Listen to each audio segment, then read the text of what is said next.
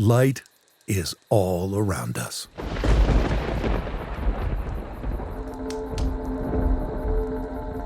From the morning's first rays of sun to the waning glow of a crescent moon.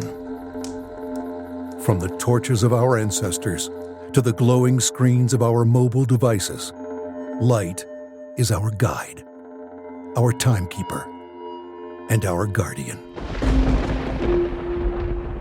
Light shows us where to go and how to move.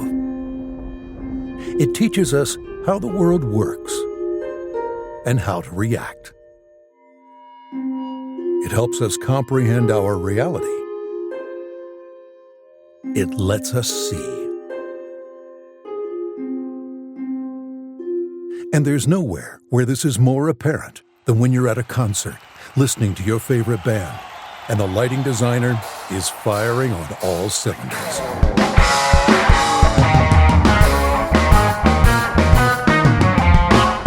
I'm your host, Luke Stratton. Join me each episode as I sit down with different lighting designers, directors, and programmers from the live music industry. We'll dig deep to find out what makes them tick, what tools they use to get the job done, and what it means to be a mad scientist, a wizard, and sometimes even a Jedi. You're listening to The Light Side.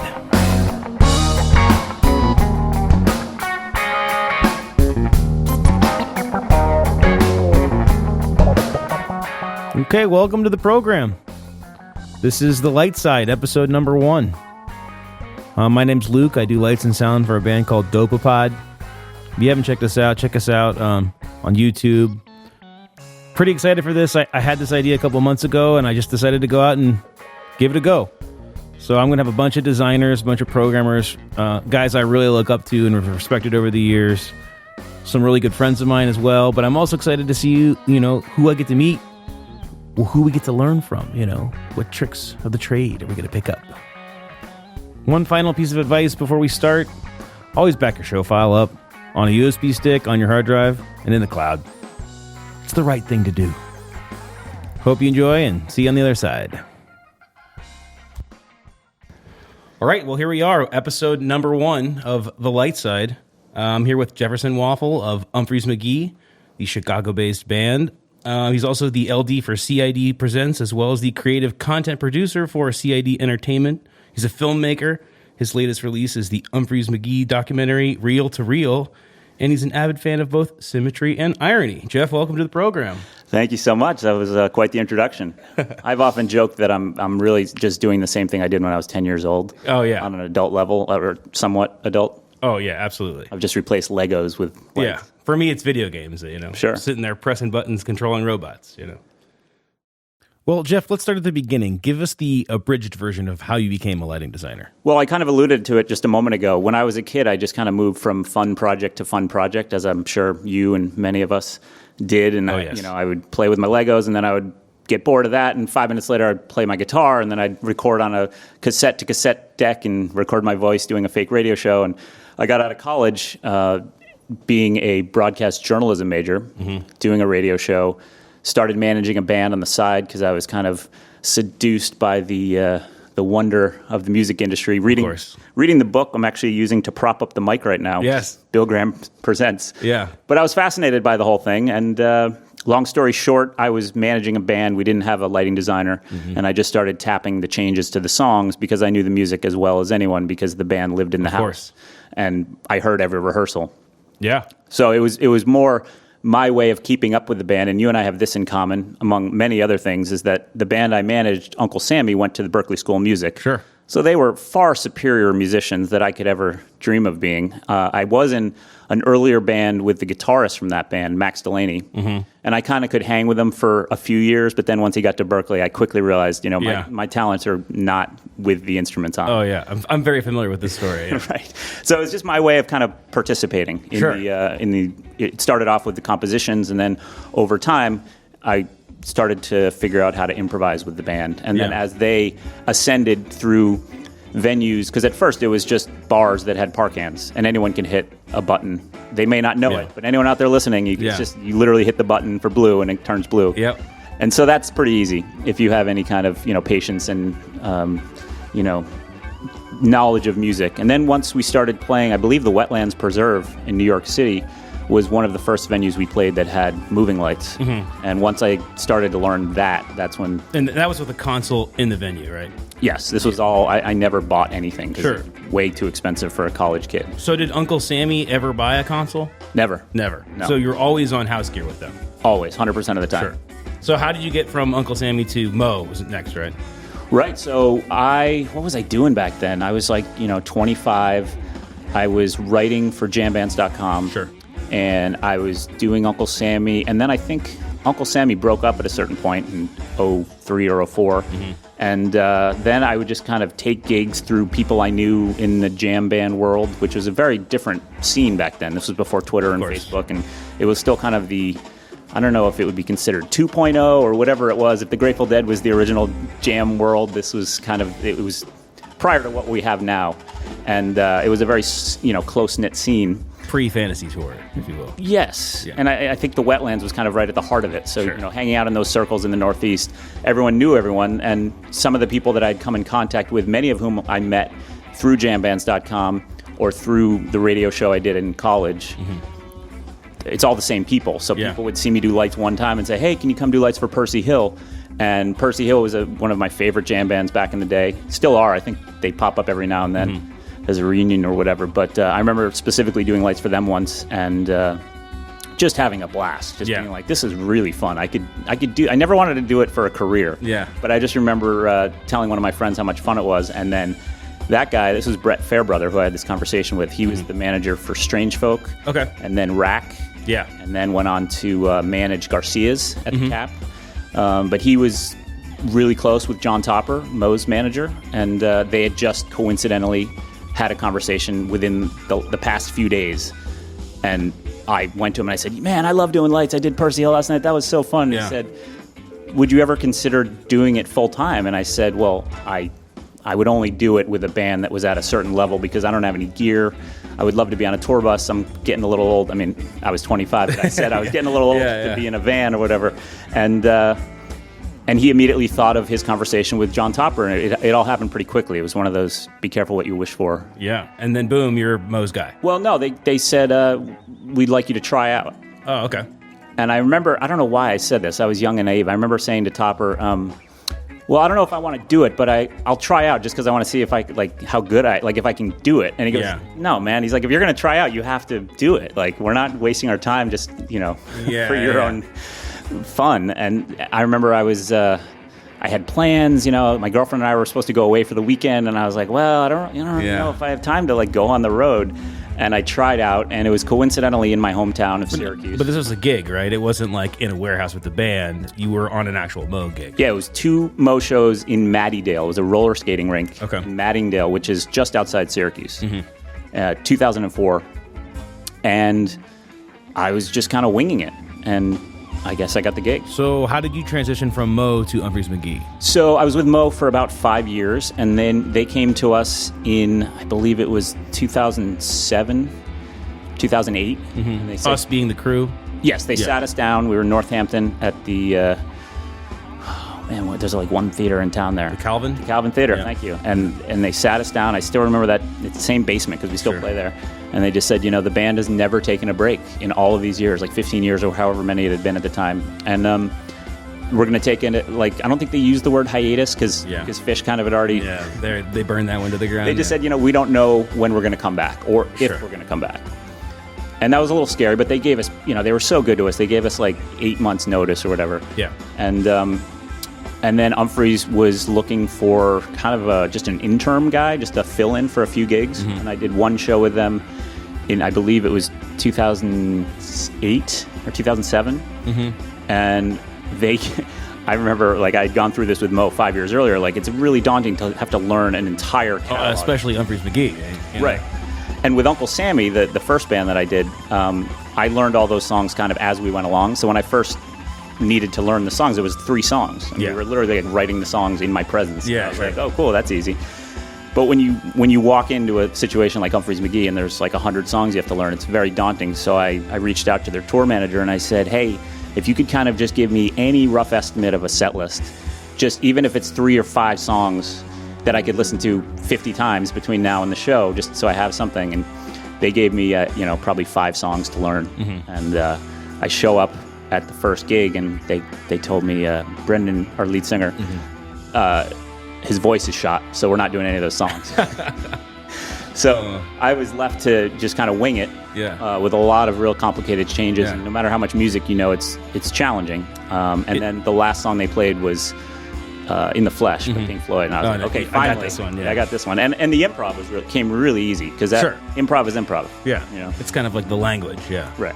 Do you ever have a situation where the band has learned to cover and then you weren't around for it, or they didn't tell you, and then they come out and you're, oh, by the way, we're doing this cover? Yeah, that happens not all the time, because I feel like their covers are, well, for the one thing, I like this about them is their covers are in less rotation than their originals.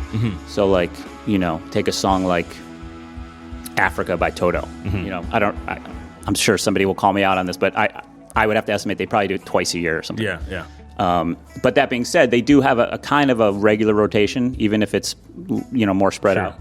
But the covers are kind of built in, though, to your muscle memory, if you will. Like, you know them without. Whereas a new Umphrey's tune, you really have to study it and add it to your muscle memory. And I mean, luckily, the newer writing style with Umphrey's is a little bit more, funk, rock and roll. I think at a certain point there was a decision to try to write a little bit more danceable music. Yeah. So the newer material, I still have to learn, but I can learn it after it comes quicker. Yeah. And you're around for it, like being sound checked. Right. I'm at most of the rehearsals, except for the backstage stuff, which sometimes they'll do during the day when we're setting up. Yeah. But yeah, that being said, there are some prog rock covers. Some like Iron Maiden or something. Yeah, and one of the great things about Umphrey's McGee is that all of the guys they do have some overlap and some similarities in their background, but they also have differences. Like some of the guys grew up way into metal, and some of the other guys grew up, Beatles and Neil Young, and that's what makes it, eclectic. Yeah. But I only had one upbringing, so I don't know as much Iron Maiden, for example. Yeah. And I don't know as much prog rock. Well, maybe we can segue now to the Wish cover that they just did. Yes. The video is great for it. Was there a lot of research for that from both a listening side and what's the Nine Inch Nails lighting guy do? Or were you just like, I know the genre, I just need to learn the song? Or did you grow up with that song? Great question. Really excellent question. This time around, it was less preparation, because I believe this was the second time since I've been working for them that they played it. Maybe I'm wrong about that, but as far as I remember, Jam Bass was like, they haven't played this in 8,000 shows or whatever. Right. Yeah. Jam Bass is great like that. The first time I remember doing it, I think it was in Atlanta, but I'm not sure. Wherever it was a big deal. And I remember one of the guys in the band may have pulled me aside and said, hey, make sure you check out the video. Yeah. But I think I also just know that Nine Inch Nails has a pretty crazy light show, and it's a part of the show. I went on YouTube, and I was like, oh shit, I really got to learn this. There's only one way to do it. Anyone who's seen a Nine Inch Nails show or seen the video is going to know if it's right or not. And I mean, we're all kind of perfectionists, so like the band is going to learn it note for note. So I just felt this obligation to get it absolutely perfect. And I was really nervous the first time. Yeah. And I programmed some stuff, which I don't normally do. Normally, I run the show kind of like I'm punting a lot. But this time, they just played it a couple weeks ago here in Philly, and again, the muscle memory was there, and so I just kind of brushed up on it. So I did want to ask specifically how much of that is a stack or a sequence, and how much of it is just you knowing, you have an idea of what that song's going to look like, and you're punting it all. Well, the first time we did it, there was a couple cues that I wrote specifically for the song. Okay. Because I watched the video. Was it like the chorus when it's coming up, or? Yeah, and there was this thing where all the lights just they zoom out real big. And it's like flood the room with as much white light as possible, and then back to darkness. And of course, I love that contrast and the tension and release.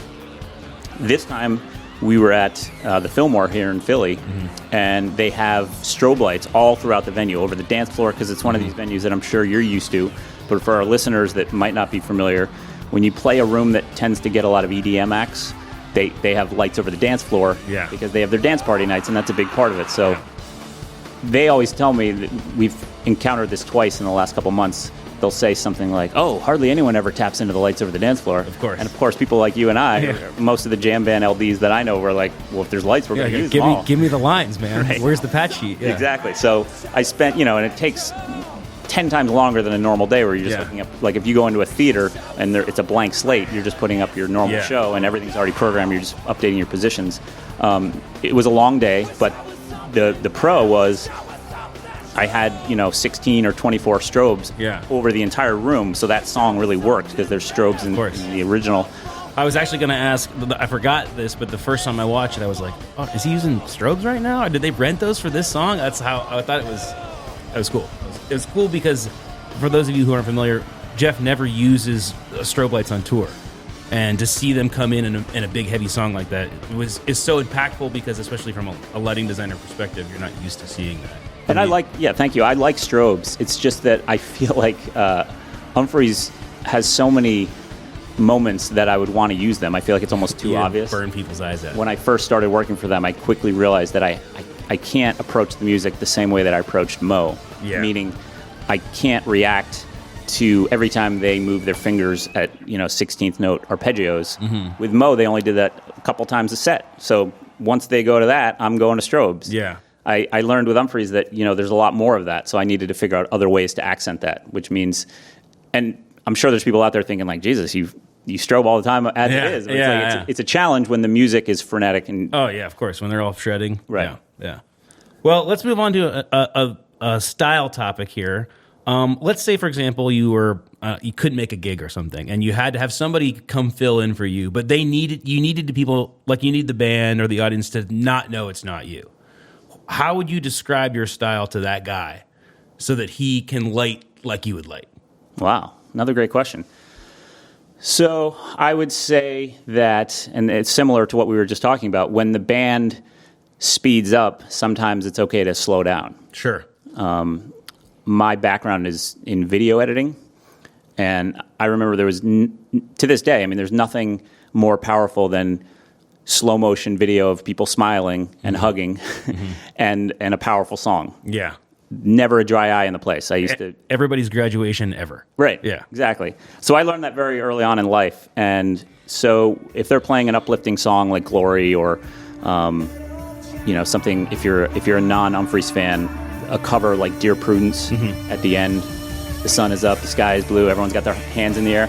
I like to do a real slow, graceful rise up and lights up in the sky or whatever. So I would say that you don't have to accent every little nuance. Sure. And I'm still at this point. It's the biggest challenge of being an LD is using restraint. Yeah. What not to light? Sure. Sometimes I have to put my hands behind my back and kind of walk away for 5 seconds. I think we all have a hard time with that. Yeah. Especially me as well, very ADD. So it's like, what can I do here? What can I add there? Right. And so but getting back to your question, I would also say, try to use simplicity because the music is already very complicated. Yeah. So the last thing the show as a whole needs is more notes, as it were. So sometimes I catch myself and I'll create, a quote unquote note where like the lights change and the band didn't change, which is usually an accident. I'm anticipating something happening, like Jake has just accented a downbeat 3 times in a row, and I think on the 4th time he's going to do it, and I accent it, and then he changes because he's trying to think outside the box. Yeah, sure. Or him and our drummer will be accenting the 2, and I'll pick up on it on the 2nd time around, and then on the 4, someone will lay out, and I kind of kick myself and say, well, that was inappropriate. Yeah. Nobody else went to yellow right there. So I would say, simple is sometimes better. Less is more. And have a sense of continuity. Like if the beginning of the song is quiet and you use like a nice purple and blue, and then at the end they go back to that same section, like go back to the same thing. So it makes sense to the viewer. You're listening to the Light Side podcast. I'm your host, Luke Stratton. My guest this episode is Jefferson Waful of the Chicago-based jam band Umphrey McGee. If you're not familiar with Jeff's work, you can check him out on Instagram as well as Twitter, Jefferson Waful. The background music here is from Ocean Billy from New Year's Eve 2011. This is straight from the YouTube video And I just want to put a little shout out that this video, right as I got started as a lighting designer, right around that time, I used to actually transcribe with my light rig with MA3D. I would load it up on one screen and load this video up on the other. And it taught me a lot about how to, light a slow section cinematically.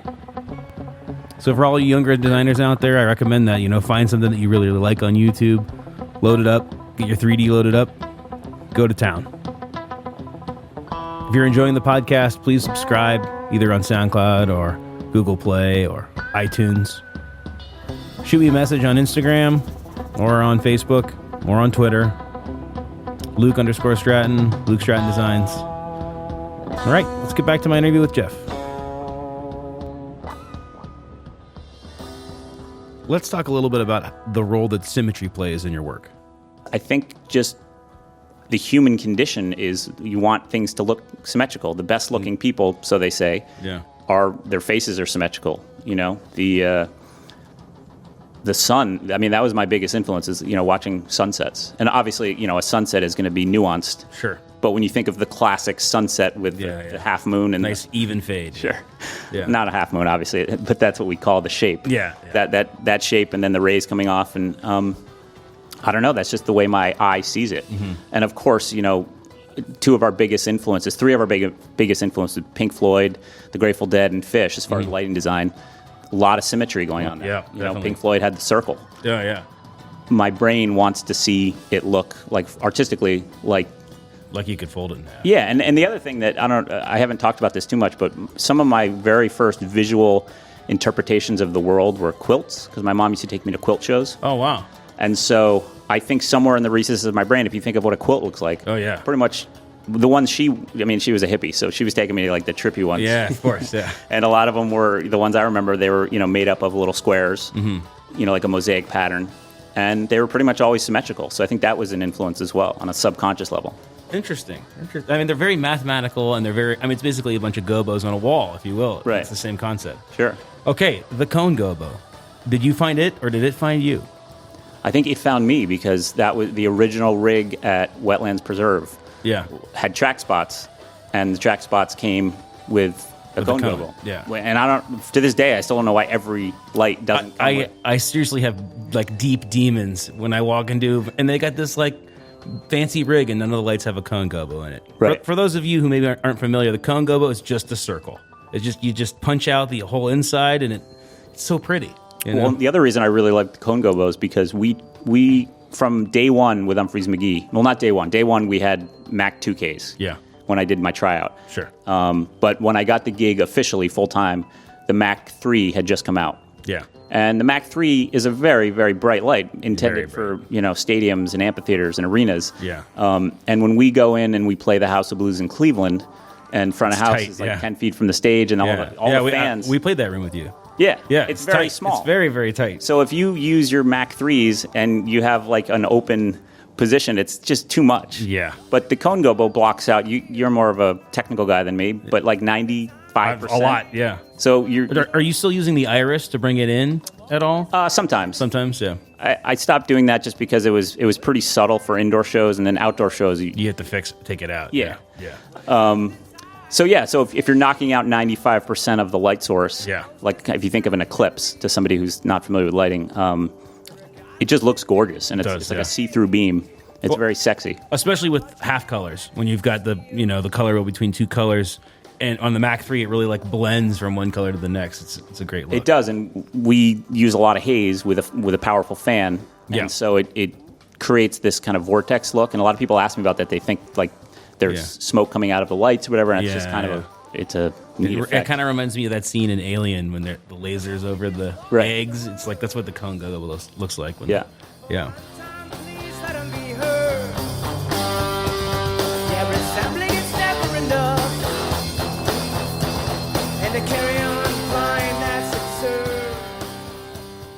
Okay, so let's talk about the console. Okay. MA2, you really got going, I'd say, with MA1. How's the switch been? What did you like about the MA1 versus the MA2, and what are you loving about now that you're on MA2?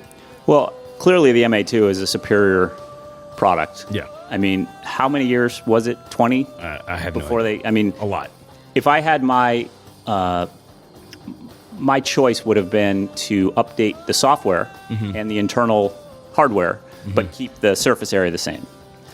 For muscle memory purposes? Yeah. I mean, again, you and I and most of the people that I know that are lighting designers play it like an instrument. Yeah. So it would be like, not to go back to the same analogy again, but it would be like somebody who's played piano their whole life and is proficient, like Stevie Wonder, for example. Sure. And then you suddenly rearrange all the buttons. Yeah. And then... No, Stevie, the keys are in better spots, we promise. Right. And so I was really reluctant to make the switch. And I knew, because literally our board was crashing. I mean, we were playing like at the Beacon Theater, like one of the most high-profile venues, and the board was crashing in the middle of a big show. Yeah. So clearly I knew that like I needed to graduate to the higher level, the new technology, the new standard, but I was reluctant because I didn't want to have to relearn all the muscle memory. Sure. But it only took, maybe a few shows. So if you could have what you asked for, if you could have the MA2 software in the MA1 now, would you do it? Or are you happy with it? No, I think by now I'm happy with it. The only thing that I'm unhappy with is the buttons keep flying off, the hard buttons. Yeah. I noticed that on your console, actually. Okay. Yeah, I've used other MA2s where that wasn't an issue, and on yours, they definitely, It happens like a couple times a show now. Yeah. I wonder if sticky tack or... Right. And I don't love hitting executor buttons on like a touchscreen. Yeah. Which now I have to do because there's a lower panel, a grid of about, was it 16? Yeah. Something like that. That on the one were hard buttons. Yeah. And that's pretty much where I ran my entire show from. Yeah, okay. And then they eliminated that, as you know. And on the two, it's just... You got the 20 X keys and a touchscreen. Yeah, so I have to use them because they're there, but I don't feel as comfortable executing a big change. You kind of don't trust it that it's going to go. It's just a different feeling than hitting... Again, for people that aren't familiar, think of a keyboard that you would use on a traditional, like a typewriter or a MacBook Pro. It's kind of like the Falcon versus the Enterprise. Yeah, and then think about hitting a button on an iPad. Yeah, it's just, it doesn't feel the same. And there's also maybe some doubt if you're going to hit it in the right spot. Whereas if you're hitting a hard key, you can feel the little, the little convex. Yep. Is that the right word? Sure. Concave. I think concave. It depends on what side of the button you're on, I guess. Right, concave. So your finger kind of sits in there, and you can feel when you're in the sweet spot. So if you feel like this big change coming, it could be the most important change in the song, and you really got to nail it. You have the presence of mind, and you feel like there's no way you're not going to hit that cue if your hand is physically on that button. Sure. Whereas with the soft key, you can kind of hit it on the side because it's just a flat surface, and I don't feel as confident. Yeah. One thing I've done for this exact scenario, and I'm like, man, it's like a high-speed gobo scroll. I needed to go on one, is if you hit the select key and then hit the Q, your big go plus button will fire that. So that's kind of helpful for me sometimes. I'll be like, all right, I'm getting ready for that one, and then it's ready on that big fat button, and boom, I can hit that. Yeah, again, and that makes sense. But for me, it's an extra step. I'm caught up in the moment. I try to free myself from any thinking, which is a really hard thing to do. But again, it's like I grew up as a musician, and it's the same thing for any artist, really, not just musicians. But you try to get to that place where you're not thinking at all, and you're just reacting. Yeah. So if I had to hit go plus, I'd be sitting there, wait, is it go minus or go plus? Yeah, sure. And then the moment's gone. Yeah, of course. Okay, so I guess digging further into that, how are you laying, especially your buttons? Your buttons and your faders, what's on them? Like, what's on the X keys? Are they positions, colors? Are they temporary? Sure, I have the row of hard keys on the lower right, and you're, again, more of a technical guy than I see. Yeah, the X keys, The double row? Yeah. At the bottom right. Yeah. Those are all positions for me, and I have those all on fade times, which I control with the speed group 1. Okay, so there's just a master fader for all those position fade times. Yeah, and I just, again, that's just the way I've always done it. Keep it super slow. Well, I can speed it up or slow it down. Yeah, so if it's the end of a song and I'm watching the drummer, and he's about to, cue the last hit of the show, I might bump that speed up to 10. Yeah. Okay. Or 1, I should say. And so I hit the low position, and the whole rig just immediately goes down. Yeah. But for the most part, I keep it very slow, like a 10-second fade time. Mm-hmm. And then above that, I have my cues, which are a lot of times position, sometimes gobo information. I've kind of gotten away from that in my more recent years because I've realized it gives me more flexibility if I add in gobos on separate cues. Yeah. So a lot of times it's just Sometimes it's just color. But that'll be like a cue, a look. Yeah. And then moving right along down to the left, I have a bunch of group masters. Yeah. Usually are you talking on faders? On faders. Yeah. Okay. What about before we move on the top left X keys? Aren't those your main color buttons? Top left. So like where's your yellow and blue and red?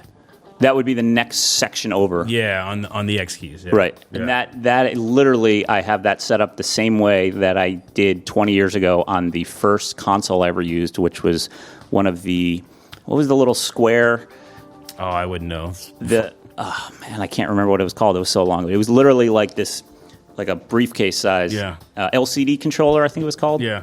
And it wasn't even originally designed for lights. Yeah. Somebody explained it to me once. It had a little joystick. It's what they had it at the wetlands. Oh, okay. And I arbitrarily just picked a bunch of solid colors, which I thought would be different enough next to each other. So it goes, no color, yellow, pink, cyan, red. Yeah. Because I was trying to go from one to the next and have it be like contrasting. Yeah. Right. Yeah.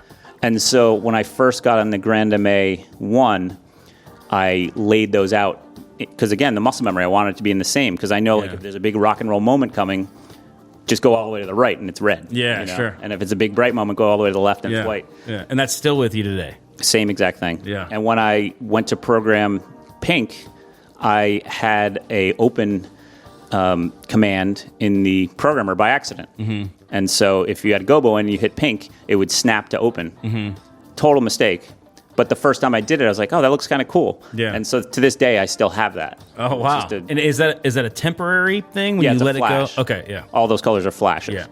So now if I want to pop, an open white, I'll hit the pink button, hold it down, and then hit white on top of it. Oh, just like real quick. Yeah. And I could have fixed it at the time, and I could fix it now, but it's like I've just gotten used to it. Yeah, it's one of your tools. Yeah. I like that. And so then when we freed up, we got a bunch of extra executors on our main Surface page when we moved to the Grand MA2. I'm saying we, like the collective, the royal we. Yeah.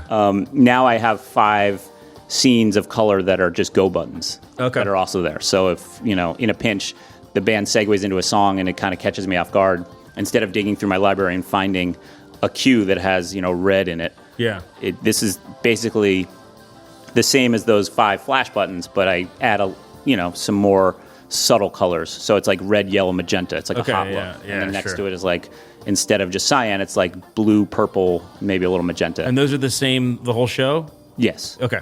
But again, I only go to those in a pinch. So like, if it's in between songs and they're like, hello, Cleveland, how you guys doing, blah, blah, and then they go into the song like real abruptly and I'm not ready, I go right to that white cue and it's like white, yellow, amber. Sure. And it just looks pretty.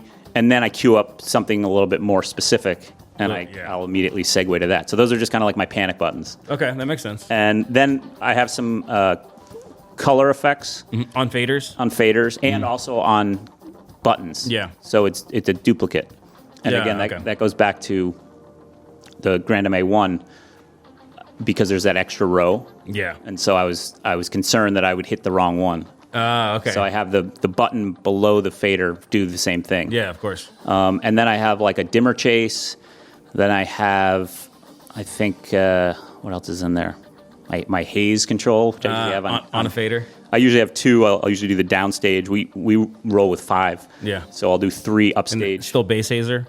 Bass hazers, yep. I'll do 3 upstage and then 2 on the downstage corners, and I'll keep those on separate handles just so I can... Yeah, just for the... Yeah. A lot of times in the theaters we play, like, there's that draft that you get outside the proscenium, so I might want to jack up the downstage to, like, 60%, and it's nice to be able to keep the band a little bit. So they can see each other. Yeah, I never... See, my whole goal is, like, I never want it to look like you're looking at a fog machine. Yeah. I want it to look like one of those game shows you see in prime time. Yeah. Like Who Wants to Be a Millionaire? You just want to see the beam. You just want to see the beam. Yeah. That's it. But it's so hard to achieve. It's very hard. Very hard, yeah. Most of these venues, they have these like industrial HVAC systems. And they're just trying to like keep the smoke out of the air, which I like. I hate cigarette smoke or whatever. Yeah, of course.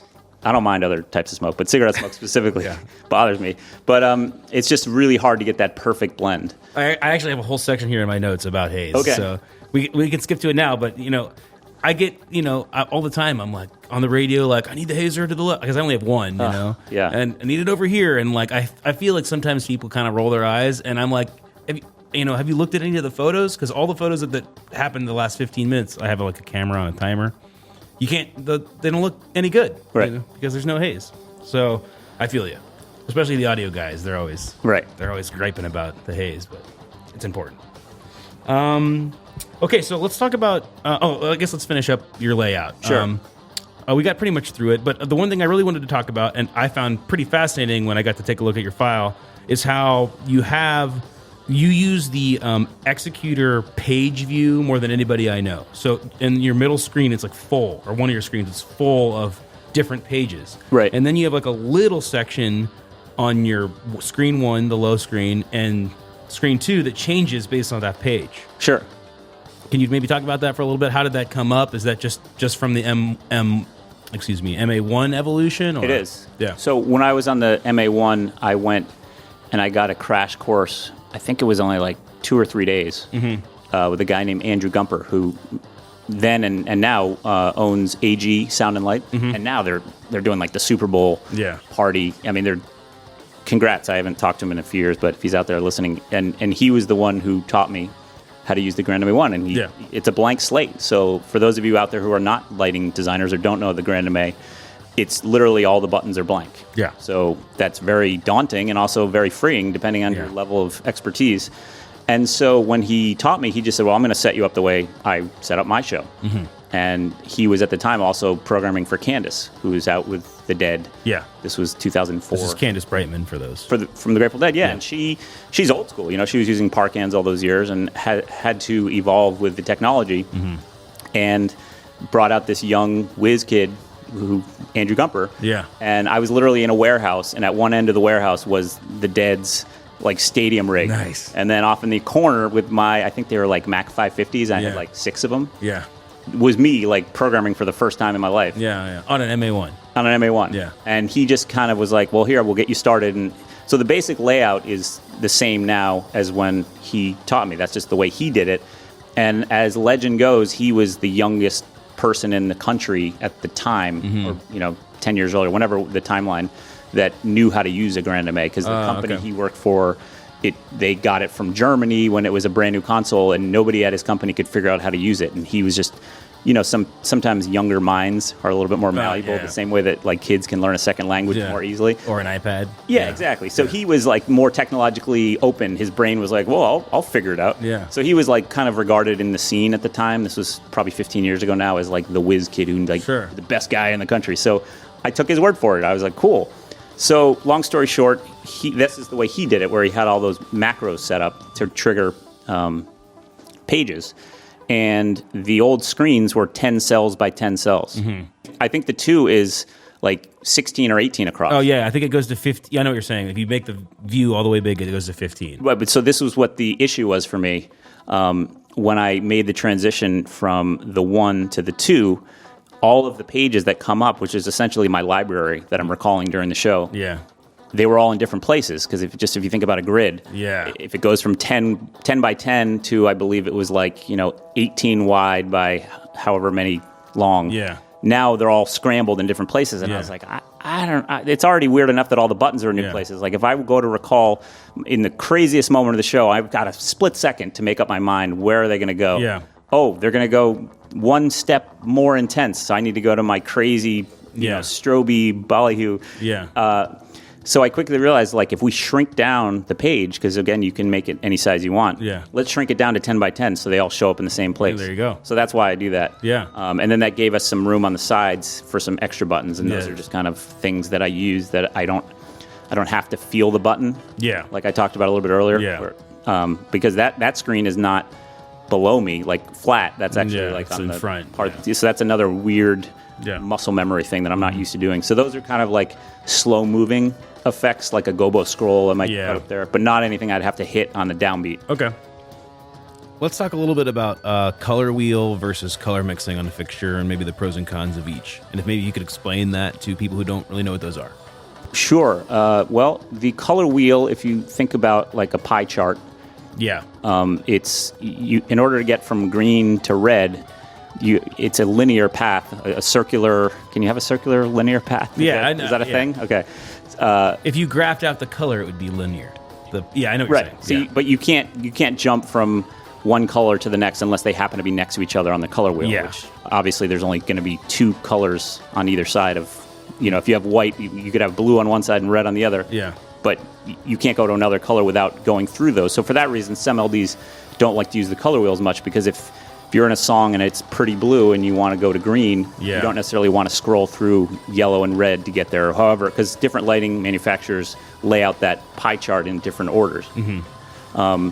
So that would be the downside. The plus for me is the size of the lens on a Mac 3 is so wide that if you do those split colors, which a lot of the fixtures don't let you do, I mean, most of them do at a high end, but there are some lower level fixtures that you can't do it. But if you take that pie chart now and you move it so it's half on the no color slot and half on the red slot, now you've got two colors. Yeah. And you can store those all as presets, and so I think that looks really cool. I mean, I would say to my students, I say this is classic Waful. Okay, it's split color. Yeah.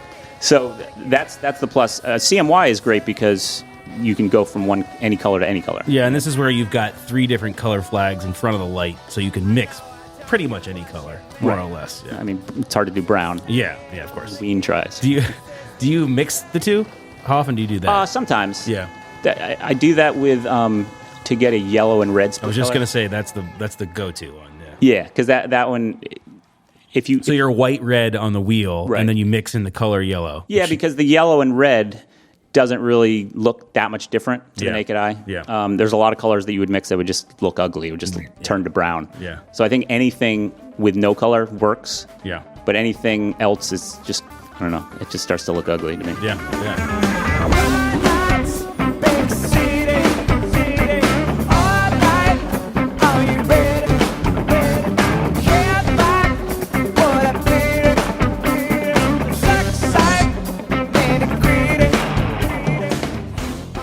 Give us a rundown of what the current touring lighting rig is.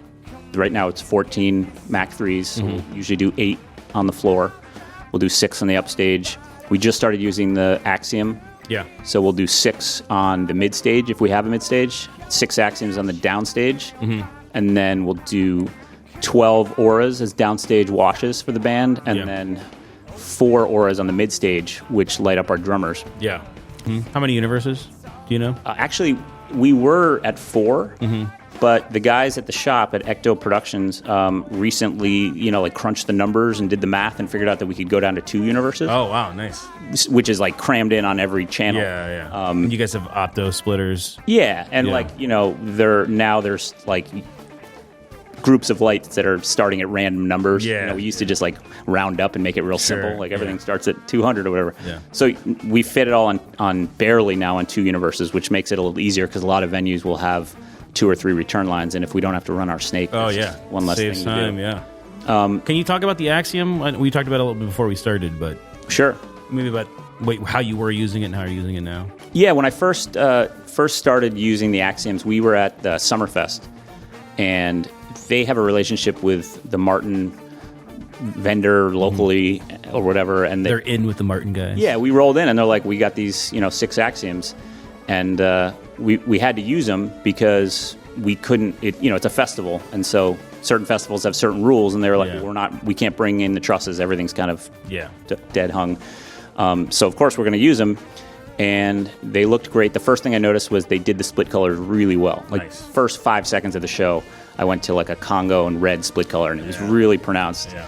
And I turned to Elliot, who is our crew chief sometimes. He mostly does not tour, but he works at the shop. He happened to be at that show, and I turned to him and I was like, I want to use these. These look amazing. Nobody had them at the time. It was like before they had been officially just before they released. And we wound up getting them later that summer, and we took them out, and I think for the first 2 or 3 shows, I was trying to use them as a Viper, because the Mac Viper was what I had previously had in the show.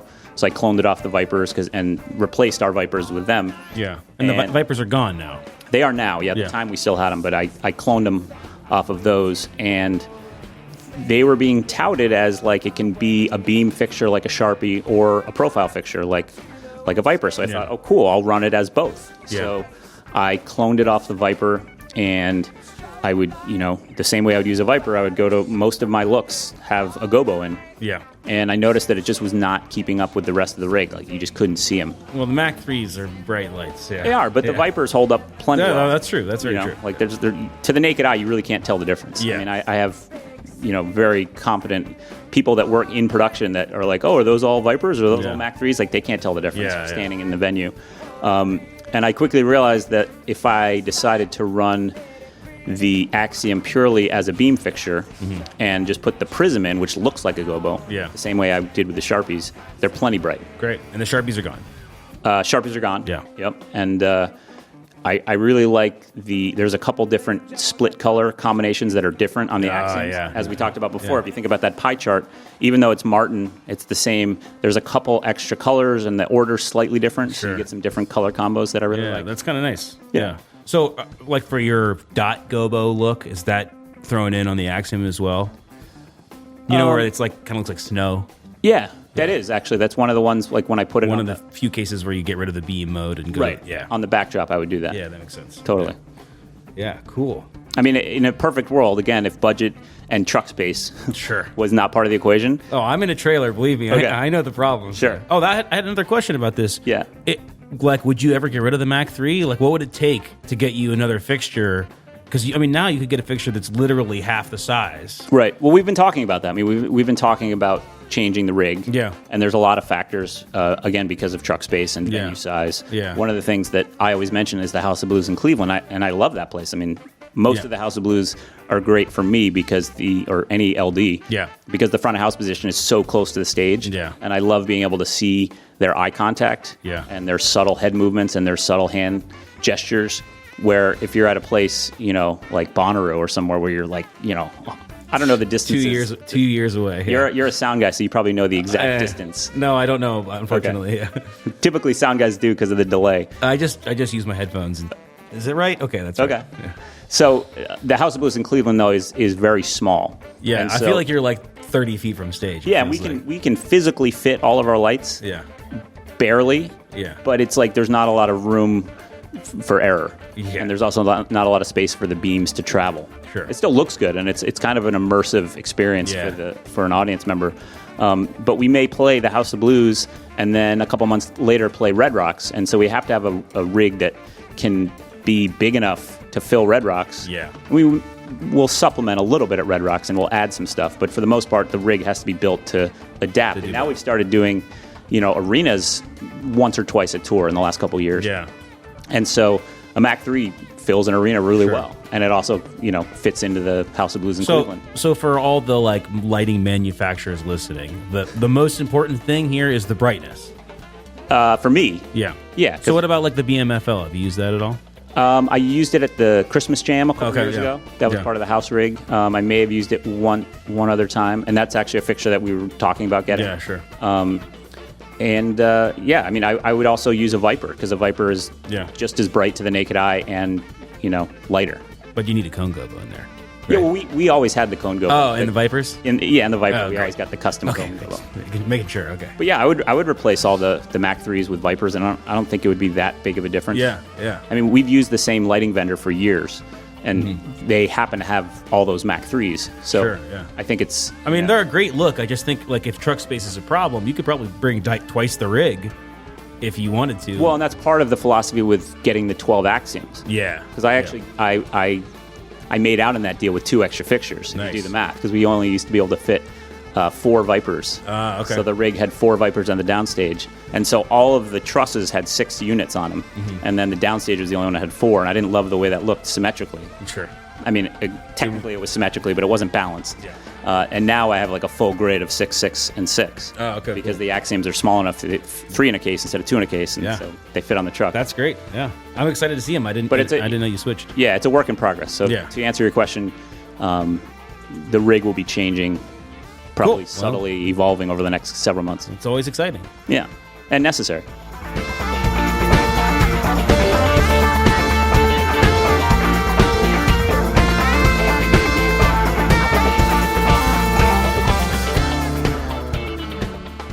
I have a question from my friend Blake Addington. He wants to know what music you listen to when you're off the road. Well, I don't listen to as much as I should. I listen to a lot of Howard Stern, which I know does not answer your question, but there's only so much downtime. What do you listen to when you're off the road? There you go. Well, a lot of Howard Stern and Radiohead. Sometimes, I'll go old school and I'll listen to like some Fleetwood Mac or some Neil Young. Yeah. But yeah, I don't listen to nearly as much music just because when I'm on the road, I get so much of it. Sure. And when you're programming, you don't have headphones in. You just no. I mean, I feel old saying this, but like sometimes I just like it to be quiet. No, I feel the same way. Because from a technical standpoint, your ears get a little bit burnt out, a little shot. You're an audio guy. No, they do. They definitely do. So I always, I used to ride around and follow Phish around and on the road. Yeah. And you get out of the show at midnight or whatever, and you get in your car, and I would travel with Rob Turner, who we just talked about on the podcast. He was one of the guys, and my friend Dave, and they would always play Howard Stern because they were like, oh, your ears just need a break. Like you can't get in the car and put on more music. Yeah. Your brain is just like let's listen to Last Night, man. Yeah. So it's like it's kind of nice to have that departure. Yeah, of course. I'm either like listening to Radiohead or I'm an old Postal Service guy. Yeah, sure. Well, with the Phish segue here, can you talk a little bit about your experience in Mexico last year? Sure. Definitely one of the highlights of my life. A big honor. It was not planned in the true nature of improv. Yeah. The role that I serve for CID Presents is sight lighting. Mm-hmm. So the first event they did was the year before. It was Crash My Playa, which is Luke Bryan and other country artists. And all we did was light up the palm trees, the ocean, any of the art installations. Sight lighting, as they call it. Yeah, and we didn't really have any kind of interaction with the bands. We were literally set up at the opposite end of the beach in a sight lighting tent, and we just kind of, my philosophy was, if they don't want to give us any direction, we're just going to kind of like fly below the radar. We're going to keep it real simple and subtle. I just kind of figured like the path of least resistance. Yeah. So we're not going to try to compete with the show. We're just going to make it look pretty. And if they don't say anything, like they're happy with it. Yeah. And sure enough, like nobody ever said a word to us. They came out and they did their show. Yeah. And we made it look pretty. And it's just like if you were to go to Disneyland and you see like the trees are all lit up. We were real kind of like in the background. Then as soon as I heard that Phish was booked, I was like, well, this is going to change everything because of course they're going to want to have control over everything, which is why we love them because they're perfectionists. Of course. And so we started talking, several months, I think it was September, we started talking. And leading up to the week before, standing on the beach, programming the lights, that was, the dynamic I thought was going to be, we're gonna set up the lights. Yeah. Chris Kuroda is going to say, I just want it in purple during the show. Yeah. Or whatever. We didn't really know. It was just kind of like, we'll figure it out. Yeah.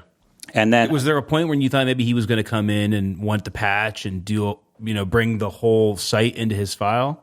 Yeah, that was, I just assumed that was going to be the case. Yeah. And then as we started talking, probably like the Monday or Tuesday before the show, him and his programmer Giff, Andrew Giffen, they started talking about another show they had done. I think maybe, I don't want to say the wrong one, but it might have been like Firefly or one of these festivals that they were hired to do sight lighting. Okay. And they were talking about how they had everything on a cue stack that would automatically change every couple minutes. Sure. And Chris turned to me and said, well, we could be in the middle of a slow song and they could change arbitrarily. Like, that's not going to work. Yeah. And they were just kind of thinking out loud. They were kind of talking it through because it had never really come up at a Phish show before. Sure. I think they might have done something. Like Festival 8 or something?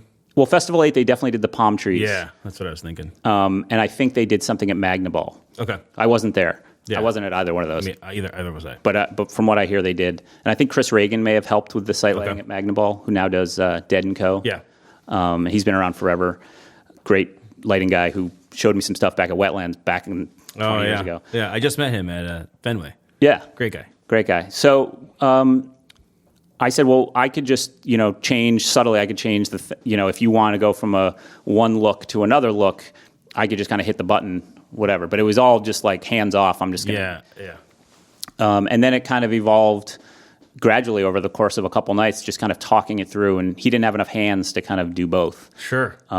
So he was going to run all of the trees because they had patched those all in to kind of mimic their rig. Yeah. They literally, they they pulled out their plot, Yeah. and they looked at their rig, and then they took the plot of the beach and all the palm trees, and they lined it up, so they cloned all of the all the wipes and stuff. Yeah, and it looked really cool. Yeah. So he had his hands full, literally, with that. Yeah. And then we kind of talked about, I won't do anything without you telling me. Sure. Yeah. And the first night, it was like he was very specific. Yeah. There was a couple sets where I kind of started to feel that if I was real subtle, that he would be all right with it. And there was a couple sets where I felt pretty free. Nice. But again, it was somebody described it to me as, I'm used to playing lead guitar, doing lights for Umphrey's. Yeah.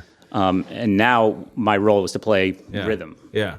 So, I mean, it was all, we talked about having a lesson in restraint. Yeah, sure. This was like 10 times the restraint as normal. Yeah. Because, they played like Reba. Yeah. And he's hitting all the little changes. I literally put my hands behind my back because I didn't want to be tempted to hit anything. So I literally just left everything in a solid color. Sure, yeah. And everyone's attention is on the stage as it should be.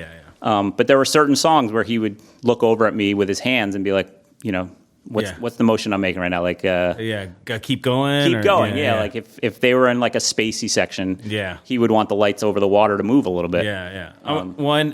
Didn't Trey end up writing a song based off of you putting the lights on? Well, I don't know about me. It was more about the whole scene. Sure, of course.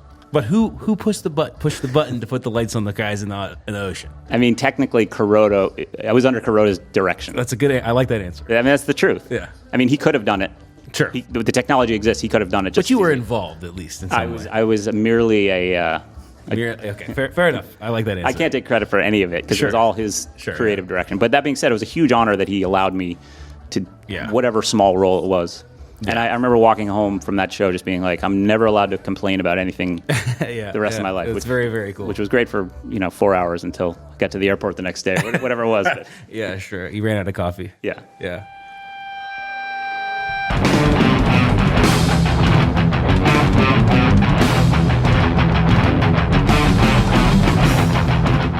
All right, it's time for the strobe round. You can answer these questions one-word answers or take as long as you like. But all right, here we go. Favorite color? Purple. Favorite gobo besides the cone? Spike. Favorite palindrome? Lisa Bonet ate no basil. First Phish show? July 21st, 1993. You have a time machine that holds a semi's worth of modern gear. What one concert would you travel back in time and light? Wow, that's a great question. This is not a very lightning answer. I know, I threw it in there, but I don't know. My parents saw Bob Marley when he was playing theaters, and they always said that was the greatest show they ever saw. Yeah. I don't remember the year. It was probably 1975 or something. Yeah. Okay. Favorite brand of coffee? Blue Bottle. You're sick in bed and can't make the tour. Who would you pick to sub for you? You. Besides me. You can't say me. Saxon. Oh, good answer. Waffles or pancakes? Gluten-free waffles. Gluten-free waffles. Photographer who is best at capturing your designs? Josh Timmermans. Favorite color combination? Purple and yellow. If you could light any one band currently touring besides Umphrey's, who would it be? Radiohead. Umphrey's band member that would be the best at lighting? Jake. Favorite cover to light? I really like Shine On You Crazy Diamond. Great. Obviously. I have a tidbit about that. I made a deal, just a little backstory here. When I became a lighting designer, I stopped being a guitar player, went to Berkeley. And my deal with the band was like, guys, I'm in. I'll do this. But if we ever headline Red Rocks, I'm coming on stage, we're playing Shine On You Crazy Diamond. That was the deal. Now I'm in a situation, though, where I'm like, well, that means I'm not going to light it. You know? So I'm like, do I make a cue stack? I don't know. We'll see if that ever happens. So, will you be in Mexico this year? No. Yes, but not for the whole time. Okay. I'll be back and forth. Umphrey's has some shows. Sure. How about Jam Cruise? No, unfortunately. Starbucks. Give me now, only during an emergency, or when hell freezes over? Oh, I love Starbucks. I mean, I don't necessarily agree with them philosophically, but sure, I like the convenience. But when you need coffee, you don't... Well, I like to support the mom and pop shops, but they're really efficient. Yeah. Like if the mom and pop shops could get me in and out in 30 seconds, I'd support them. The thing, especially on tour, the mom and pop shop, it's a dice roll. Is the coffee going to be good? Who knows? Favorite thing to see in the green room from the hospital rider? Favorite thing to see in the green room? Well, our rider's usually the same, so I would say like any kind of good catering. Does that count? Yeah, that counts, yeah. I mean, favorite thing to see in the green room. How about that? My parents. Ah, that's a good answer. Will we ever see any more Jeff Waful Plus One episodes? I hope so. It was taking all of my time. It was taking I spent 11 months on the most recent one, which was the Jam Cruise episode. Yeah, I just watched in preparation for this, I watched the Waful Interviews Waful one, which was fun. Oh, that one I did last year. That was just kind of like a promo, so that took a couple hours. But can I plug it? It would be relics.com/Jeff Waful. Yeah. And it took 11 months, so I don't really have 11 months to sit around. Yeah. For those of you who don't know, Jeff used to do an online TV show for Relics. It was fun.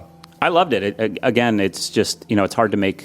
What if you had not to tangent from the lightning round here, but what if you had a team do the show and you were just the host? I would love to do that. Yeah. Well, Relics, I hope you're listening.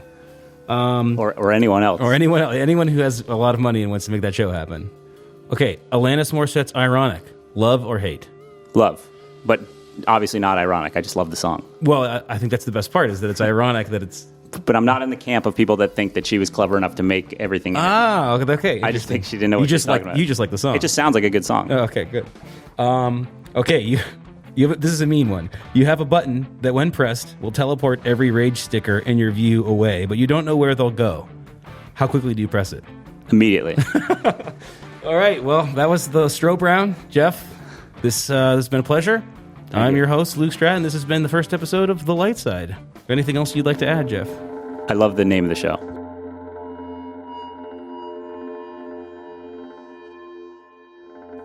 Well, congratulations, you made it through the first episode of The Light Side. This has been a Luke Stratton Designs production.